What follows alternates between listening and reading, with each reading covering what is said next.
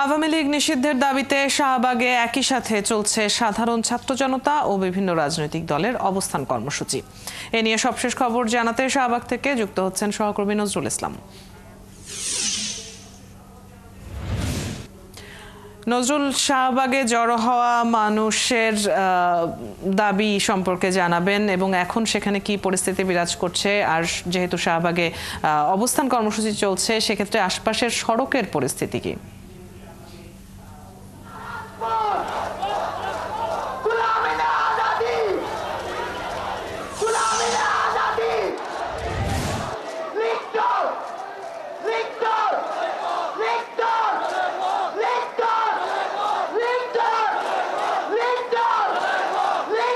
যেমনটি জানাচ্ছিলাম, কিন্তু গত রাত থেকে কিন্তু প্রধান প্রতিষ্ঠান বাসভবন যমুনা থেকে এই আওয়ামী লীগ নিষিদ্ধের দাবিতে সাধারণ ছাত্র জনতা এবং এনসিপি রাজনীতি এবং বৈষম্যবিরোধী ছাত্র আন্দোলন সহ সকল সাধারণ জনতা এই আন্দোলন শুরু করে।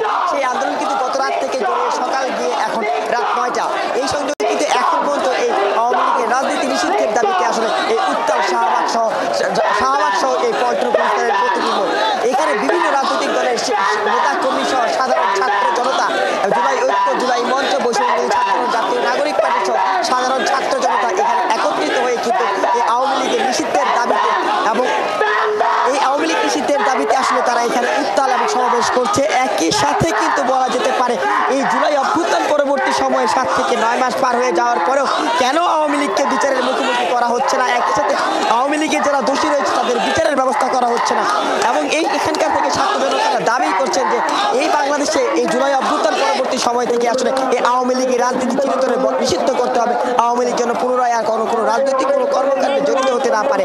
একই সাথে এই ফ্যাসিস্ট আওয়ামী লীগের যারা এই জুলাই অভ্যুত্থানকালীন যে জুলাই আন্দোলনে যেসব অপরাধ করেছে সেসব অপরাধের অতি দ্রুত আইনের আওতায় তাদেরকে বিচারের মুখোমুখি করতে হবে। এখানকার সাধারণ ছাত্র জনতা থেকে শুরু করে বৈষম্য বিরোধী ছাত্র আন্দোলনের প্রথম সারির নেতারাও কিন্তু এই সাধারণ ছাত্র জনতার রাজনৈতিক নিষিদ্ধ আওয়ামী লীগের রাজনীতি নিষিদ্ধকরণের যে সমাবেশটি এবং অবস্থান তার সাথে অংশগ্রহণ করেছে। একসাথে এনসিপির নেতাকর্মীরাও রয়েছে, বিশেষ করে বিভিন্ন রাজনৈতিক সংগঠন জুলাই ঐক্য, জুলাই মঞ্চ কিন্তু তারা নজরুল, সেখানে জোরালো স্লোগান শুনতে পাচ্ছি আমরা। আপনি আছেন, সংবাদ সংগ্রহ করছেন, নিশ্চয়ই পরবর্তীতে বিস্তারিত জানবো। শাহবাগ থেকে সহকর্মী নজরুল ইসলাম আমাদের সাথে যুক্ত ছিলেন এতক্ষণ।